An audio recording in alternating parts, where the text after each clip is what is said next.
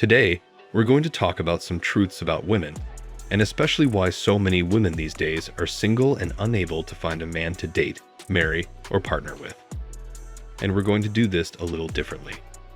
We're going to do this from a woman's perspective, and she's going to share her views on this topic so that it has added authenticity. She's going to give you her perspective. Let's begin. Hello, everyone.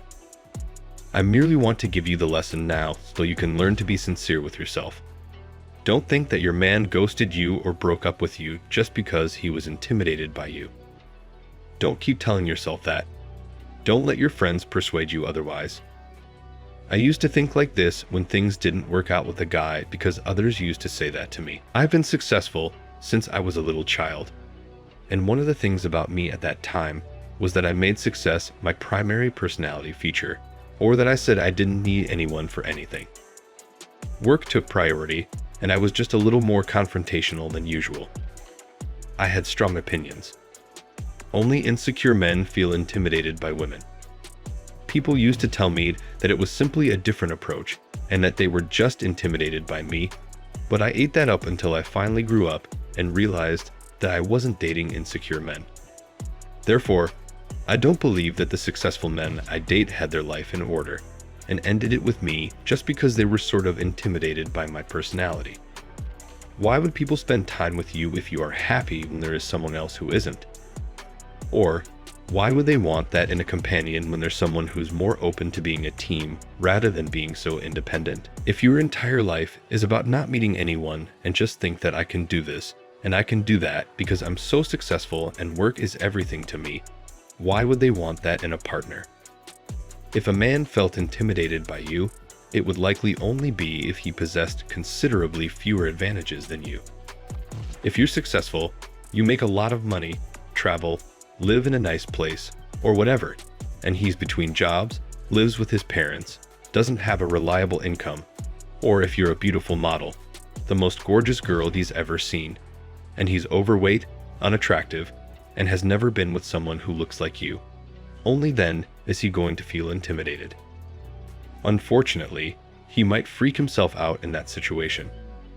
However, it's likely that your dating chemistry is different, and it's just that he doesn't suit your personality. I can't tell you how many times I've heard women claim that men don't like them because they're intimidated by them, that these women are frightening, or that something didn't work out because the guy was scared off by her success. Men truly don't care how much money women make. That much is true.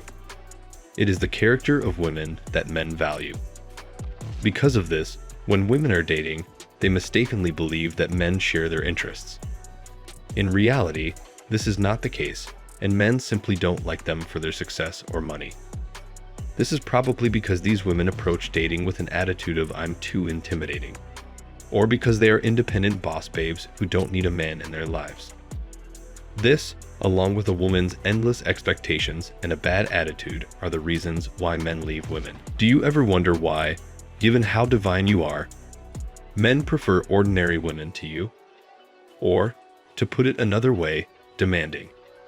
Everything else, none of which is related to the fact that these women are inferior to you.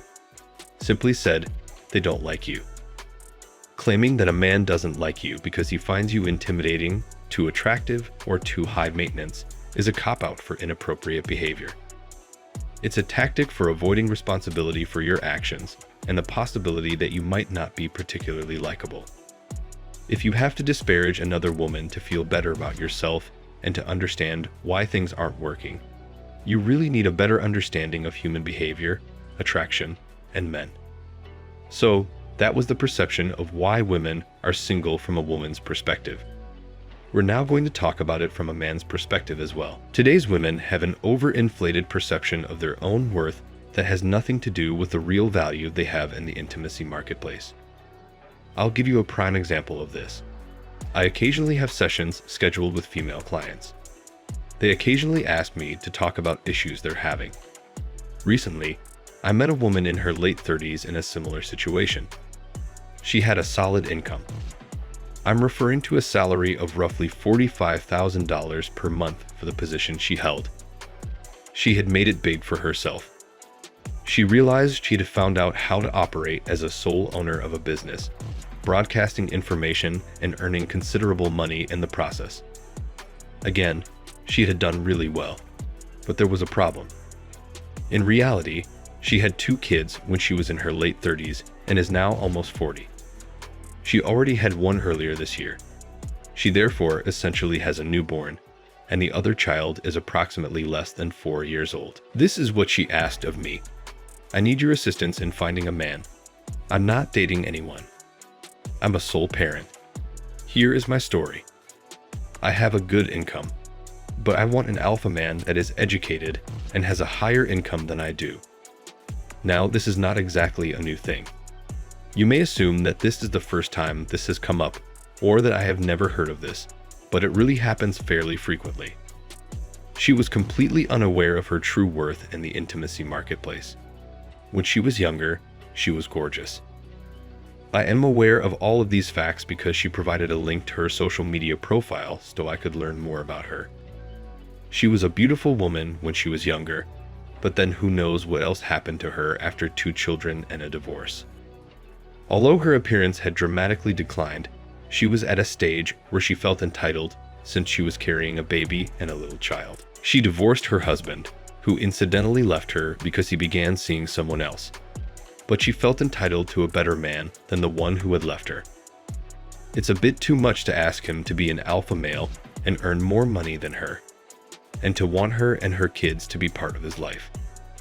To be really honest with you, there are no men in her age bracket who would want to be in this situation. She won't have many alternatives around that age, and people who are prepared to take on the responsibility of caring for another man's children will also have to deal with the drama that surrounds that. That is by no means the pinnacle of a woman's market for intimacy. The prime age for women is approximately 23. After then, their value starts to deteriorate. Men, on the other hand, might reach their full potential considerably later in life. Depending on how well they take care of themselves, men usually peak later in life, sometimes in their late 30s or even closer to 40. But there is a significant disparity. Due to their lifetime of free attention, mostly from thirsty bettas and guys who just kind of throw it at them repeatedly, they have considerably better self-esteem and an entitlement that doesn't reflect their actual worth in appearance, or as a potential partner for alpha males who'd rather be with young and single women. It comes to them via social media.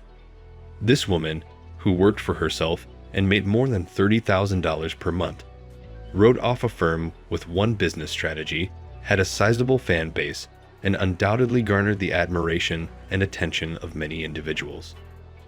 Because of the products she was pushing and selling, I would assume that most of her audience was female, but no man in his right mind would choose that. For the most part, women only date and marry up the socioeconomic spectrum.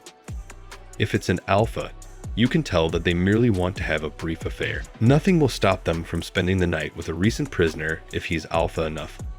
But again, hypergamy dictates that they only date and marry up in the long run. As a male in the intimacy market, you must realize that today's women have an excessively entitled feeling of self-worth and think they are worth far more than their actual market value. Women find that really difficult. They find it extremely difficult to embrace the possibility that one day they could run into a wall and realize, well, that was an eye-opening experience. They generally come to the realization and say, I need to have fewer expectations at some point. Regardless of how much money women make, they need to have a more realistic idea of their worth in the world. They don't share it with guys. Men are ignorant. Men share their pot of gold with women who do not consistently share their pot of wealth with men. They anticipate meeting someone who is more fortunate and, of course, checks off all these boxes and shares his gold for the rest of her life. He must be humorous, kind, loving, accept my children as his own, alpha, competent, know how to change a tire, and know how to do this, and those are just a few of the expectations that women appear to have of men. It's as if they have a list of 200 conditions you must fulfill before you are allowed to date a lady in her late 30s who also comes with children. I told her upfront that she needed to either reduce her standards for what she's looking for or accept the father of her children back because, 1, it's better for her children, and 2nd, she won't fare much better. That's the harsh reality that women find difficult to accept. Men must understand it.